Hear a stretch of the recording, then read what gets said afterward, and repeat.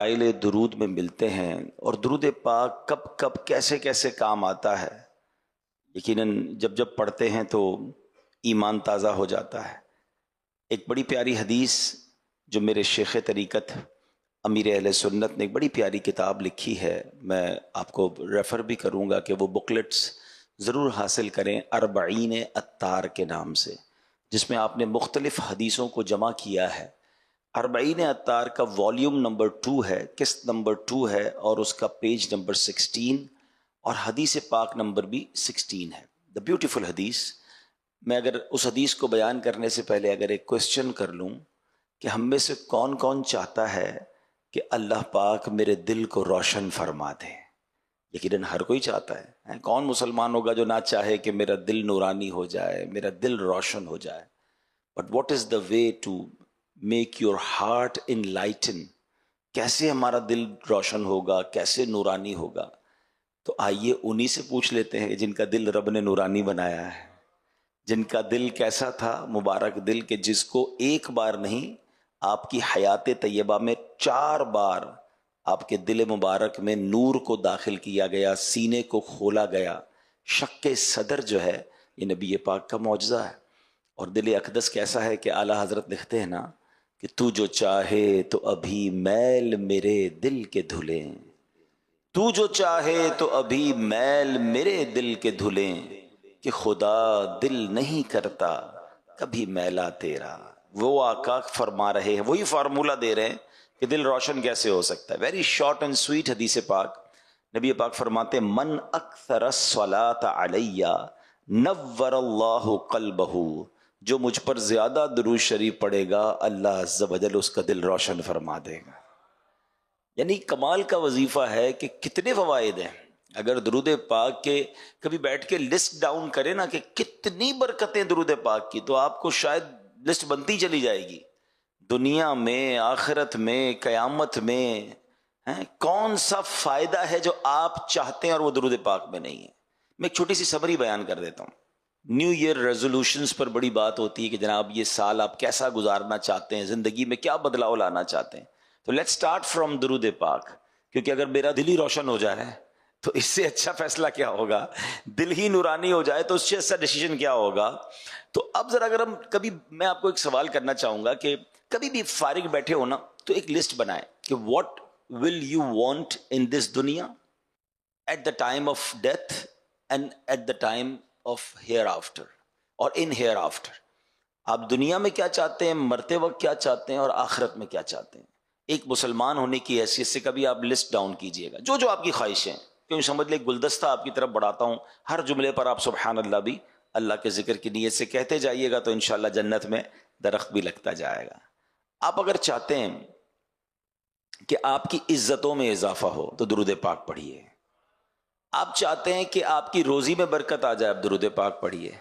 آپ چاہتے ہیں کہ ذلت و رسوائی سے محفوظ رہیں تو درود پاک پڑھیے۔ آپ چاہتے ہیں بیماریاں دور ہو جائیں تو درود پاک پڑھیے۔ آپ چاہتے ہیں چہرہ روشن ہو جائے اور دل نورانی ہو جائے تو درود پاک پڑھیے۔ آپ چاہتے ہیں آپ کی زبان میں تاثیر آ جائے، آپ کی باتیں لوگوں کو سمجھ آنے لگ جائیں، آپ کی باتیں دل میں اترنے لگ جائیں، آپ درود پاک پڑھیے۔ آپ چاہتے ہیں کہ جناب قرضے سے، پریشانی سے، ٹینشن سے آپ دور رہیں، بلاؤں سے دور رہیں تو درود پاک پڑھیے۔ آپ چاہتے ہیں کہ مرتے وقت نبی پاک کا دیدار نصیب ہو جائے تو درود پاک پڑھیے۔ آپ چاہتے ہیں کہ ایسے قبر میں جاؤں جیسے نبی پاک اپنے ہاتھوں سے قبر میں اتار رہے ہیں تو درود پاک پڑھیے۔ آپ چاہتے ہیں قیامت تک میری قبر میں نور مصطفیٰ جگمگاتا رہے تو درود پاک پڑھیے۔ اچھا، آپ چاہتے ہیں کہ محشر کے دن نبی پاک کے پرچم تلے اٹھنا نصیب ہو تو درود پاک پڑھیے۔ حوض کوثر پر جاؤں تو میرے آقا مجھے پہچان لیں تو درود پاک پڑھیے۔ اور آپ چاہتے ہیں حساب کتاب آسانی سے ہو جائے تو درود پاک پڑھیے۔ آپ چاہتے ہیں جنت میں آقا اپنے ساتھ لے جائیں تو درود پاک پڑھیے۔ مدینے جانا چاہتے ہیں تو درود پاک پڑھیے، اور نبی پاک کی دید کرنا چاہتے ہیں تو درود پاک پڑھیے۔ اب مجھے سچ بتاؤ کچھ باقی رہ گیا ہے؟ اب اس لسٹ میں اور کچھ باقی ہے جو آپ کو چاہیے تھا اور نہیں میں نے بیان کیا؟ دنیا میں، مرتے وقت اور آخرت میں اور کیا چاہیے کسی مسلمان کو؟ کہ روزی میں برکت رہے، قرضوں میں ڈوبا نہ رہوں، پریشانیوں سے بچتا رہوں، عزتوں میں اضافہ ہو، دل روشن ہو جائے، مرتے وقت آقا کا دیدار ہو جائے، آقا جنت میں ساتھ لے جائے، واٹ ایور آئی نیڈ. میں نے جتنی باتیں بیان کی ہیں اگر کچھ لوگوں کا مطالعہ ہوگا تو شاید انہیں ہر جملے پر کوئی روایت یاد آ رہی ہوگی. کہ ساری باتیں کم و بیش حدیثوں میں اور روایتوں میں صراحتاً موجود ہیں. مجھے بتاؤ نا، اتنا کچھ ہو درود پاک میں اور پھر بھی میں درود پاک نہ پڑھوں، پھر بھی جناب فضول باتیں تو جتنی کروانی کروا لیں، مگر میرے پورے ٹائم ٹیبل میں کوئی درود ٹائم نہ ہو. ایسا نہ کریں. Let's make a beautiful resolution, beautiful intention from today, کہ آج سے یہ نیت کر لو کہ انشاءاللہ اب روزانہ کثرت کے ساتھ درود پاک پڑھیں گے انشاءاللہ. میری زبان جو ہے نا، یقین کریں، میں آپ کو بلیو کریں کہ جس نے جن کی عادت ہے یا جن کی جو عادت کریں گے وہ خود دیکھیں گے. اگر زبان ذکر و درود سے ترک کر دی نا آپ نے، آپ کے بہت سارے پرابلمز، کلیمٹیز خود ہی خود حل ہونا شروع ہو جائیں گے. کیونکہ اللہ کا ذکر رحمتیں لاتا ہے، نبی پاک کا ذکر رحمتوں کی برسات کرتا ہے. تو رحمت برسے گی تو ٹینشن دوری ہوگی نا. ٹھیک ہے نا. اللہ کا ذکر نہیں کرتے کچھ لوگ، پورا پورا دن گزر جاتا ہے. حالانکہ کتنی the best easy good deed, easiest good deed جو ہے، آسان ترین نیکیوں میں سے یہ نیکی ہے کہ بندہ ذکر الہی کرتا رہے، درود پاک پڑھتا رہے. بیٹھے بیٹھے نیکیاں مل رہی نا. آپ جاب کرتے ہوں گے، آپ کاروبار کرتے ہوں گے، جاتے ہیں آفس پر، کام کرتے ہیں، ٹائم دیتے ہیں، تب جا کے کچھ ارننگ ہوتی ہے. ادھر تو بیٹھے بیٹھے رحمتوں کی برسات شروع ہو سکتی ہے. کہیے سبحان اللہ، الحمدللہ، اللہ اکبر. میں نے جب یہ شروع کیا تو گھڑی میں 3:03 ہو رہے تھے فیضان مدینہ کی، ابھی بھی اتری ہیں، یعنی 1 منٹ بھی آگے نہیں بڑھی گھڑی. اور میں نے کیا کما لیا اور آپ نے کیا کما لیا، اللہ قبول فرما لے. حدیث پاک کا مضمون ہے جو ایک بار سبحان اللہ کہے جنت میں درخت لگا دیا جاتا ہے. الحمدللہ پر جنت کا درخت ہے، اللہ اکبر پر جنت کا درخت ہے. اور آپ کو پتہ ہے تمام اذکار میں، تمام ذکر میں سب سے بڑا ذکر، افضل ذکر کون سا؟ افضل الذکر لا الہ الا اللہ، حدیث پاک ہے. اچھا، ہم سارے ہی مسلمان چاہتے ہیں، میں کئی بار اپنے بیان میں اس جملے کو ایڈ کرتا ہوں اور اسی نیت سے کرتا ہوں کہ نہ جانے کسی ایک کی بھی عادت پڑ گئی تو چلے مجھے بھی ثواب مل جائے گا. اگر میں آج یہ سوال کروں آپ سب سے، کون کون چاہتا ہے مرتے وقت کلمہ نصیب ہو؟ سب نے ہاتھ اٹھا لیا. اور کیوں نہ چاہے گا، مسلمان کی تو تمنا یہی ہے اللہ مرتے وقت کلمہ نصیب کرنا. کیوں؟ کیونکہ حدیث پاک میں بھی یہ مضمون ملتا ہے نا کہ جس کا آخری کلام لا الہ الا اللہ ہوگا دخل الجنہ، وہ جنت میں داخل ہو جائے گا. ٹھیک ہے نا. لیکن ایک سوال ہے کہ مرتے وقت تو سارے چاہتے ہیں کلمہ پڑھنا. آج پورے دن میں کتنی بار کلمہ پڑھا ہے؟ پچھلے پورے ہفتے میں کتنی بار ہم نے کلمہ پڑھا ہے؟ یعنی جیتے جی کلمہ پڑھنے کے لیے تیار نہیں ہے، مرتے وقت سارے کلمہ چاہ رہے ہیں. بھائی روز پڑھیں نا، کوئی ایک تسبیح تو کلمے کی روز پڑھیں. افضل الذکر ہے، اور لا الہ الا اللہ کہنے پر بھی جنت میں درخت لگا دیا جاتا ہے. اور یاد رکھیے، جب بھی آپ برڈن میں ہوتے ہیں نا، زبان سے جملے ادا کرنا مشکل ہو جاتے ہیں. کبھی آپ کے سر میں درد ہو، بخار ہو، آپ کو بات کرنے کا جی نہیں چاہتا، کوئی آ کر بات کرے، آپ کہتے ہیں آج تھوڑا سا طبیعت ٹھیک نہیں، آج موڈ نہیں ہے بات کرنے. ایسا ہی نا، you don't want to speak whenever you feel tired اور whenever you feel sick. جب بھی بیمار ہوں گے، تکلیف میں ہوں گے، برڈن ہوگا، بات کرنا نہیں چاہیں گے. آپ کو پتہ ہے سکرات کا وقت تو سب سے زیادہ تکلیف کا وقت ہوگا. علماء کہتے ہیں اس دن زبان بھاری ہو جائے گی.